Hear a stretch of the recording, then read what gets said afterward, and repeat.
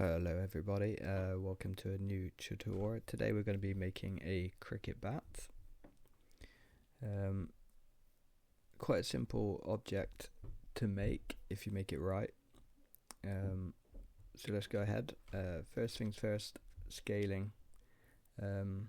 Scaling is incredibly important. You should scale all of your projects, especially if you're going to be selling the models. People import these into their programs. It's quite annoying when you import and the objects are 3-4 times bigger than they need to be, and also it does affect your materials, subsurface scattering and similar things.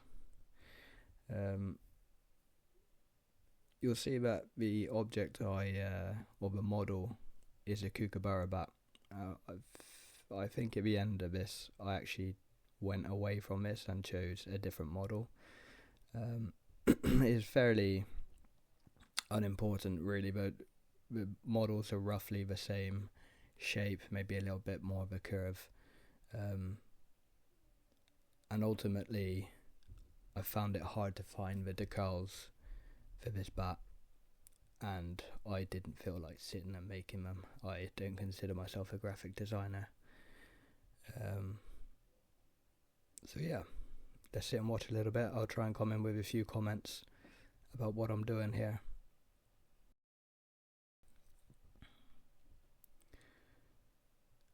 As you can see, the easiest way to make most things is try and make the large forms first before you get bogged down in details.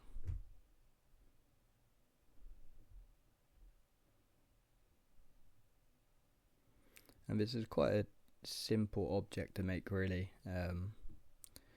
You maybe wonder why I would bother making a tutorial about a cricket bat. But the whole reason of me making these YouTube videos are a little bit for you guys, but also a little bit for myself. I love making sports equipment.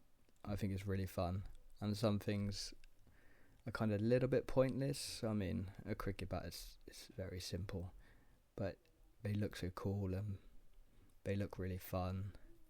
It's a nice little relaxing model.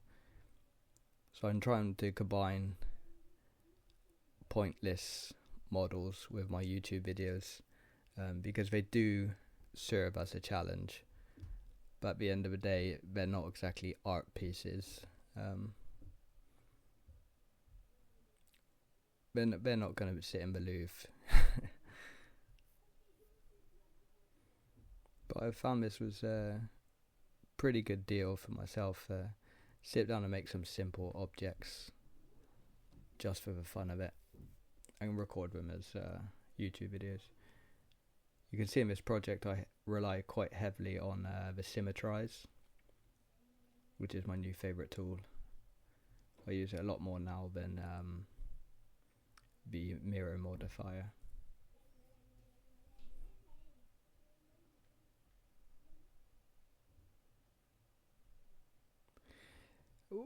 Reference is also key here. I did a good amount of research before, found some good references, different angles, and you may think that references are quite obvious, but it's insane how many people do not use proper reference. I did a little bit of research. I went to CG Trader, where I sell some of my models, and just had a little look at cricket bats, how much they sell for, and the general quality of the bats, and the amount of models I saw where the scaling were completely warped. Handles too short, bats too long, stubby objects, and you wonder, did anybody ever take 2 minutes to actually look at a real cricket bat, or did they just go from feeling? And the models themselves were actually quite well made. They were just really wrong in their scaling. So if you're into 3D modeling and you are not looking at scales and references, you need to consider what you're doing. Reference is everything. It's key. It's so important. I wouldn't even bother making a project about looking at the references first.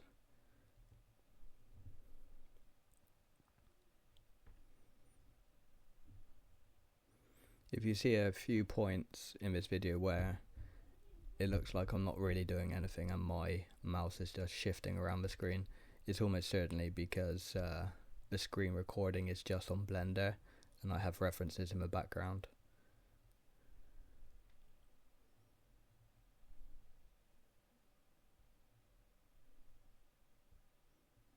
So you see already we have this shape in place here. And we're barely, 5 minutes in. Or do I have this on double speed? I'm recording voice after the fact. And this is just because I like to have all of my focus on the modelling. I do stop and start, I do redo parts a lot. What you're seeing now is not necessarily my first effort. There's a few times where I start to build a piece and then I consider my options and maybe restart, go again. There's more than one way to skin a cat. I don't skin cats, but if you did.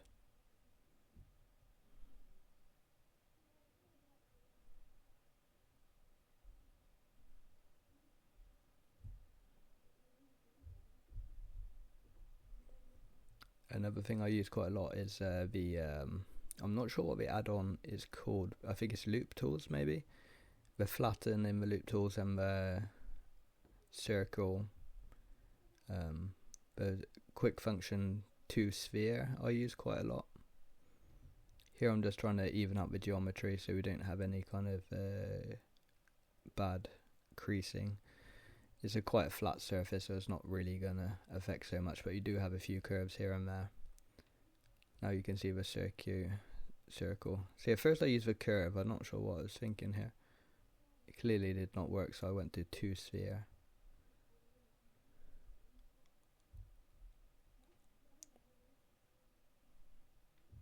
There you go.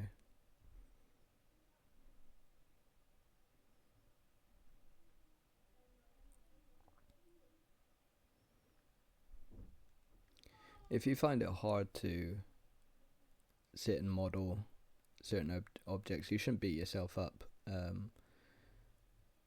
I mean, it's like anything. If I sat here and built 10 cricket bats, the last cricket bat I built would be really fast, really smooth, no problems whatsoever. But when you build something for the first time, it's hard sometimes to know how to go about it. And even with this model, there was a few situations where I had to stop and reconsider my options. You will see that I actually modelled the tape. There's tape between the handle and the cricket bat. And I think I'd take maybe 10 to 15 minutes modelling this tape, trying to get a good, solid, solidify modifier going. And in the end, I kind of just thought, well, I mean, I could just add this in Marmoset. I could literally just use this as a texture, but hey ho, we're there now. I did it. It's done. Same thing here. You could, I think I actually do separate the handle and the wooden base. You just need to maybe think about what is best for you and your model.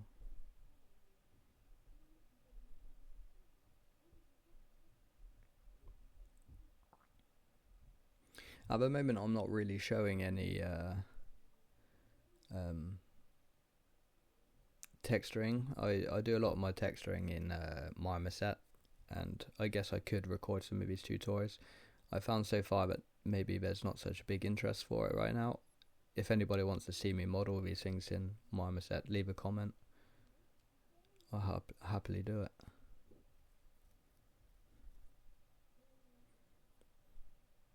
Here you can see my OCD a little bit with getting all these nice little angles on the polygons and the vertices.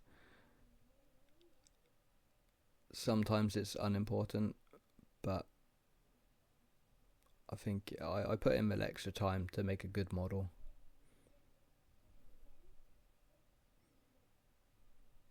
I think one of the reasons I also separated the handle here from the base was because this texture will have a displacement modifier. So it was easier to separate the handle so you do not have a 6 level modifier, a subdivision modifier on the entire bat. If you were going to go for a real good close up.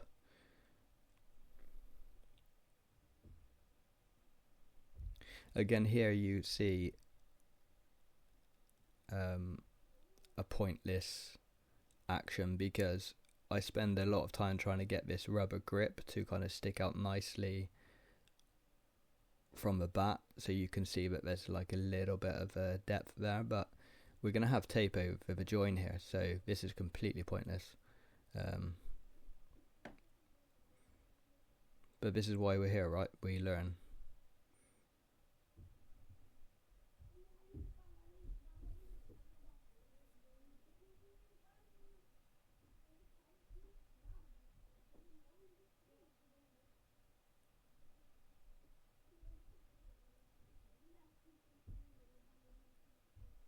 In this tutorial I actually did model a ball, which was incredibly simple. I think I deleted those scenes at the end here because it was just a round object. I did like a few valleys and curves, and I don't think I've even modelled, textured the ball as yet.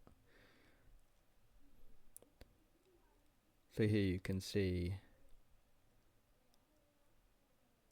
the tape.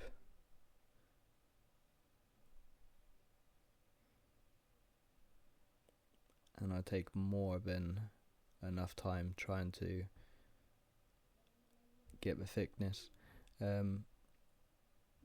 use a shrink wrap to the handle in one action here, and then the bottom I shrink wrap to the actual bat, because obviously they're two separate objects.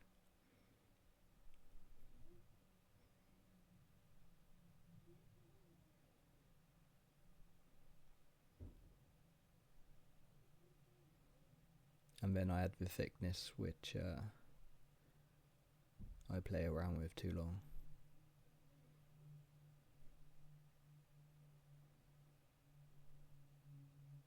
The thing I find strange about the solidify, maybe somebody has a solution for this, but you add the solidify and then the edges are really kind of like rounded and really soft, and you almost have to add the modifier to see the actual depth.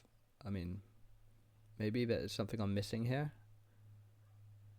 You can see a few times here where I actually collapse the modifier and then go back.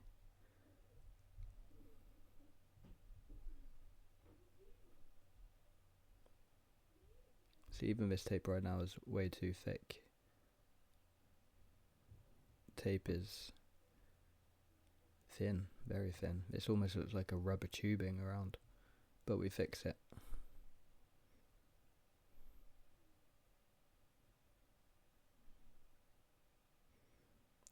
Here I had to collapse at one level of the subdivision modifier to get to a little bit more geometry.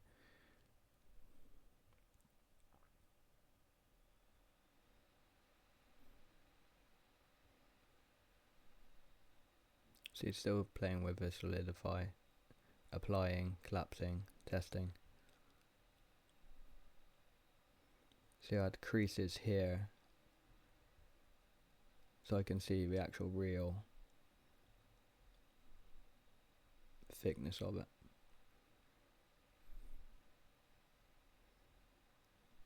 and then in the end I just end up manually moving it in closer to the object to get the depth. And this is where the